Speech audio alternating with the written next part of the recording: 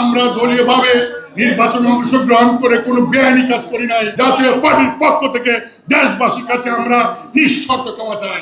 আজকে জাতীয় পার্টির মহাসচিব হিসাবে আমি দেশবাসীর কাছে একটি কথাই বলবো যে আমরা রাজনীতি করতে গিয়ে দলীয় সিদ্ধান্তে সবসময় হয়তো সঠিক সিদ্ধান্ত, সকল সময়ে হয়তোবা সিদ্ধান্ত সঠিক নেওয়া যায় না।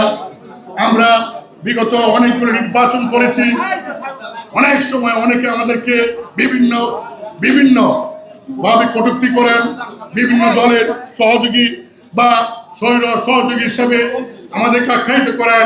একটি কথাই বলবো, আমরা দলীয়ভাবে নির্বাচনে অংশগ্রহণ করে কোনো বেআইনি কাজ করি নাই। ওয়ালটন এখন দেশের সীমানা পেরিয়ে পৌঁছে গিয়েছে 50টিরও বেশি দেশে। ওয়ালটন, ঘরে ঘরে, বিশ্বজুড়ে। যদি নৈতিকভাবে কোনো ভুল হয়ে থাকে, যদি নৈতিকভাবে কোনো ভ্রান্তি হয়ে থাকে, তাহলে সেই জন্য আজকের দিনে এই কাউন্সিলে দাঁড়িয়ে জাতীয় পার্টির পক্ষ থেকে দেশবাসীর কাছে আমরা নিঃশর্ত ক্ষমা চাই।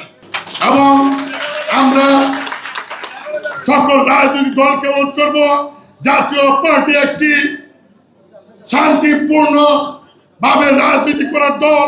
জাতীয় পার্টি একটি আধুনিক গণতন্ত্র মানা মডার্ন ডেমোক্রেটিক পার্টি। সেই দলকে নিয়ে আমরা দেশের মানুষের সামনে এগিয়ে যেতে চাই। আছে নেতা কে? আনিস ভাই। নেতা কে? নেতা কে? এই নেতা আছে? জাতীয় পার্টি, জাতীয় পার্টি, জাতীয় পার্টি, জাতীয় পার্টি।